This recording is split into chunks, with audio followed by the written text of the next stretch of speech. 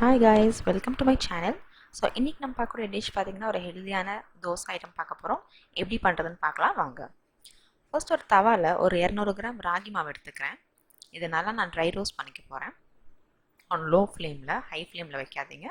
Low ஃப்ளேமில் கண்டினியூஸாக கிண்டிக்கிட்டே இருங்க. ட்ரை ரோஸ்ட் பண்ணிக்கலாம். இது சைடு நான் வந்து ஒரு பவுலில் தனியாக எடுத்து வச்சுக்க போகிறேன்.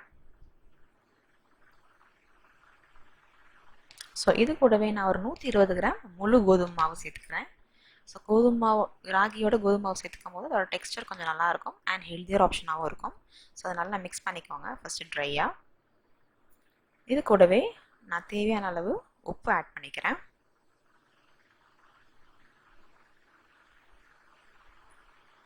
அப்புறம் ஒரு டேபிள் ஸ்பூன் ஜீரக பவுடர் நான் ஆட் பண்ணிக்கிறேன். ஸோ அது எல்லாத்தையுமே வாட்டர் ஊற்றி நல்ல ஒரு தோசை மாவு மாதிரி மிக்ஸ் பண்ணிக்கோங்க. இது கூட நான் திருவி வச்சுருக்க கேரட், அப்புறம் திருவின வெங்காயம், இதையும் நான் அதோட சேர்த்துக்கிறேன். உங்களுக்கு வேணும்னா நீங்கள் வந்து பீட்ரூட் இல்லை கேபேஜ் இந்த மாதிரி உங்களுக்கு தேவையான வெஜிடபிள்ஸையும் இந்த மாதிரி திருவியோ இல்லை பீசஸாக கட் பண்ணியோ நீங்கள் போட்டுக்கலாம். இட்ஸ் ஆஃப் யோர் சாய்ஸ், உங்கள் சாய்ஸ்க்கு தான். ஸோ நல்லா மிக்ஸ் பண்ணி ஒரு தோசை பதம் அளவுக்கு வச்சுக்கோங்க.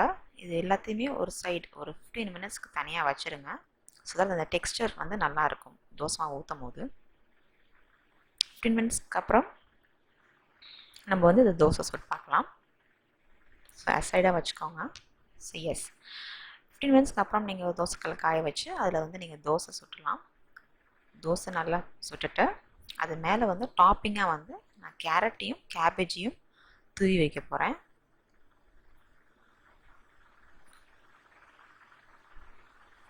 ஸோ எஸ், இது மேலே வந்து நான் துருவின கேரட் ஆட் பண்ணிக்கிறேன்.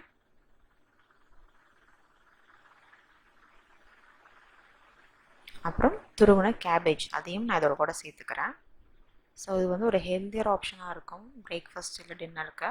நீங்கள் கிட்ஸுக்கு வந்து அடிஷ்னலாக சீஸ் துருவினதை போட்டுக்கலாம், இல்லைனா பன்னீர் துருவி வச்சதையும் போட்டுக்கலாம். ரொம்ப ஹெல்த்தியராக இருக்கும் அண்ட் கம்ப்ளீட் பிரேக்ஃபாஸ்ட் இல்லை டின்னராக இருக்கும். இதோட கம்ப்ளிமெண்ட்டாக நீங்கள் வந்து சாம்பார், சட்னி அது மாதிரி கூட நீங்கள் சர்வ் பண்ணிங்கன்னா ஒரு பெஸ்ட் ஆப்ஷனாக இருக்கும். ஸோ எஸ், இது கூடவே நீங்கள் கீயும் ஆட் பண்ணிக்கலாம், இல்லைன்னா ஆயிலும் கொஞ்சம் ஆட் பண்ணிக்கலாம்.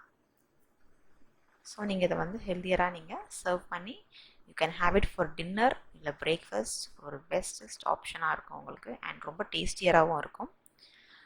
ஸோ எஸ், இது டயபெட்டிக்கு ஒரு ரைஸ்க்கு ஒரு ஆல்டர்னேட்டிவாக இருக்கும், இட்லி தோசைக்கு ரொட்டீனாக கொடுக்கறதுக்கு. உங்களுக்கு இந்த ரெசிபி ரொம்ப பிடிச்சிருக்குன்னு நினைக்கிறேன். ட்ரை பண்ணி பாருங்கள். பிடிச்சிருந்தால் லைக் பண்ணுங்கள், கமெண்ட் பண்ணுங்கள் அண்ட் கண்டிப்பாக ஷேர் பண்ணுங்கள் அண்ட் சப்ஸ்கிரைப் பண்ணுங்கள். தேங்க்யூ.